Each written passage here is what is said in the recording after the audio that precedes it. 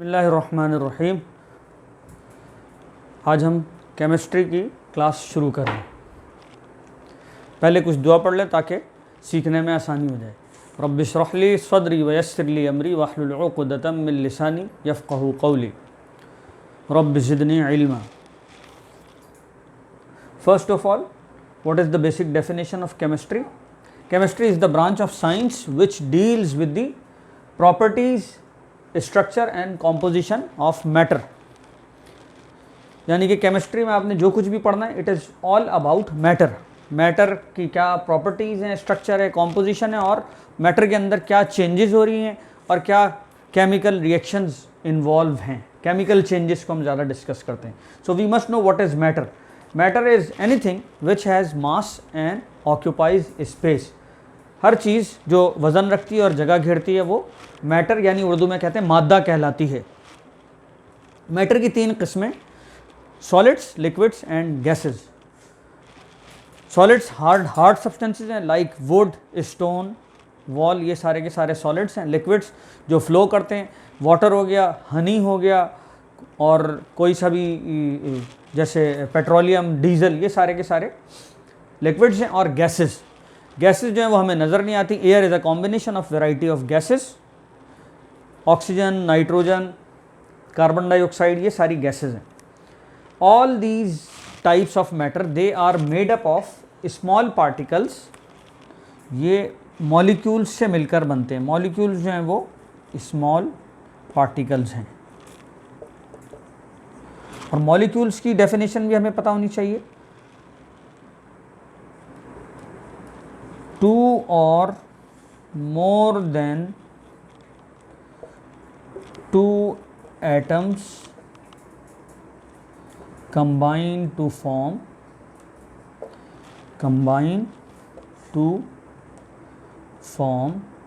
a molecule.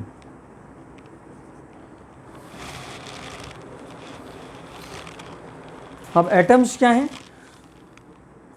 Atoms जो है मिसाल के तौर पर कार्बन, ऑक्सीजन, नाइट्रोजन, ये सारे एलिमेंट्स हैं और इनके अपने एटम्स होते हैं। तो हम हर एलिमेंट के जो एटम्स होंगे, एटम्स की डेफिनेशन क्या है? It is the smallest particle. Atom is the smallest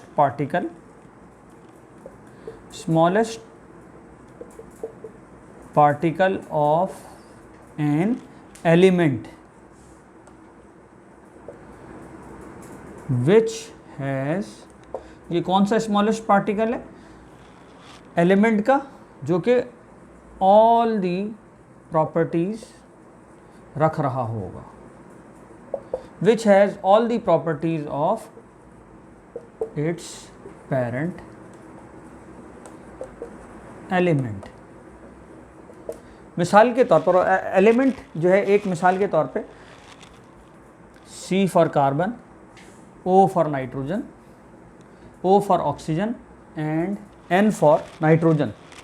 तो कार्बन एक एलिमेंट है, इसके बहुत सारे एटम हैं। मिसाल के तौर पे किसी जगह पे कार्बन आपके पास मौजूद है, तो इसकी जो वो इसका छोटा पार्टिकल, कार्बन का वो छोटे से छोटा पार्टिकल जो कार्बन की तमाम प्रॉपर्टीज अपने अंदर रख रहा होगा, वो इसका एटम कहलाएगा।